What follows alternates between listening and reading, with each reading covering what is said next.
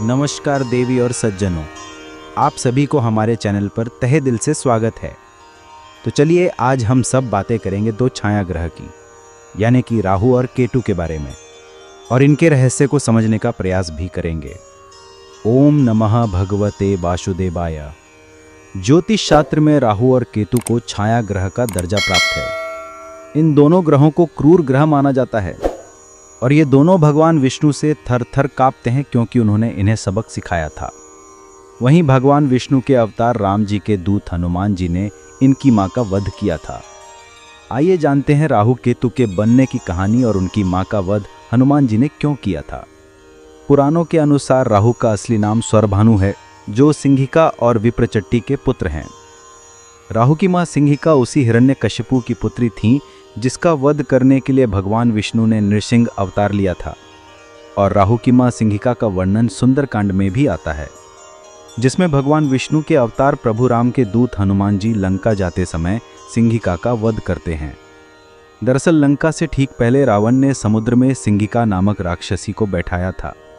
वो आसमान में उड़ने वाले जीव जंतुओं की परछाई को पकड़कर खींचती थी और पानी में डुबोकर मार देती थी। उसने मां सीता की तलाश में लंका जा रहे हनुमान जी की भी परछाई पकड़ने का प्रयास किया। तब हनुमान जी ने सिंहिका के सिर पर घूंसा मारा। वो हनुमान जी के प्रहार से परास्त हो गई। राहु के 100 भाई थे, जिनमें वो सबसे बड़े थे, जबकि उनकी एक बहन भी थी, महिष्मति। स्वरभमु से राहु और केतु बनने की कहानी भी दिलचस्प है। दरअसल समुद्र मंथन के दौरान जब अमृत निकला था, तो ऐसे में बाहुबल की वजह से अमृत कलश दानवों के पास चला गया था। तब भगवान विष्णु ने मोहिनी अवतार लिया और दानवों को अपने रूप के मोह में बांध लिया। मोहिनी के मोह में दानव बेसुध हो गए और उन्होंने अमृत से भरा कलश भगवान विष्णु को दे दिया। भगवान विष्णु ने देवताओं और दानवों को एक एक पंक्ति में बैठाया था। तब मोहिनी असुरों को मदिरा पिला रही थी और देवताओं को अमृत। राहु को इसकी भनक लग गई और वो चुपचाप देवताओं का रूप धरकर सूर्य और चंद्रमा के बीच जाकर बैठ गए। सूर्य और चंद्रमा ने मोहिनी को इस बारे में बताया तो भगवान विष्णु अपने मूल स्वरूप में आ गए और स्वरभानु का सिर सुदर्शन चक्र से काट दिया। बताया जाता है कि स्वरभानु ने तब तक अमृत पी लिया था तो उसका सिर और धड़ अलग अलग हो गए और ब्रह्मा जी से राहु केतु को ग्रह का दर्जा मिला, जिसमें सिर का हिस्सा राहु और पूंछ का हिस्सा केतु कहलाता है।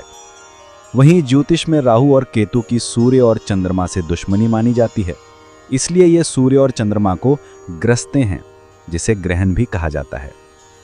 राहु और केतु अमृत पान के चलते मर नहीं सकते और ये हमेशा सूर्य और चंद्रमा को ग्रहण लगाते रहेंगे।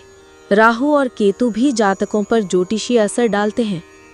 कहा जाता है कि जिसकी कुंडली में राहु और केतु मजबूत स्थिति में होते हैं, उनकी जिंदगी में परेशानियां कम होती हैं। वहीं जिनकी कुंडली में राहु केतु नीच स्थिति में होते हैं, उनकी जिंदगी में काफ़ी परेशानियां होती हैं। राहु और केतु का दोष लगने पर व्यक्ति तनाव और अनिद्रा का शिकार हो जाता है। वो गलत फैसले करता है और उनका खामियाजा भुगतता है। राहु के स्वरूप की बात करें तो इसका मुंह भयंकर है और काले रंग का है। राहु गले में माला पहनते हैं और उनके शरीर में काले वस्त्र हैं।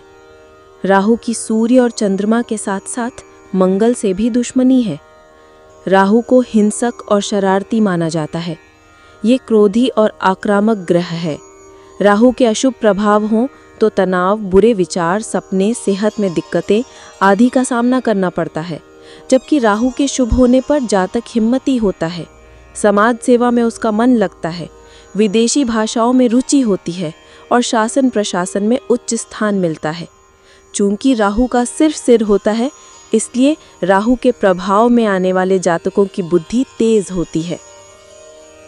राहु की ही तरह केतु को भी किसी भी राशि का स्वामित्व नहीं मिला है। केतु को अध्यात्म, मोक्ष, वैराग्य आदि का कारक ग्रह माना गया है।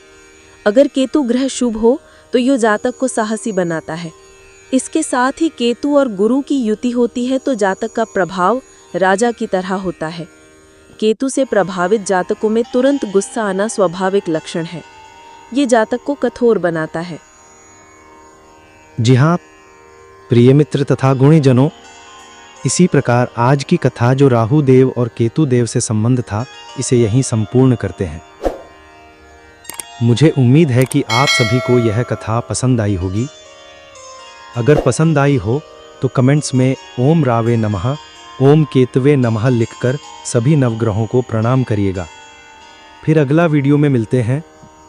तब तक आप सब खुश रहें। धन्यवाद। जय पद्मनाभम, जय सुरेशम।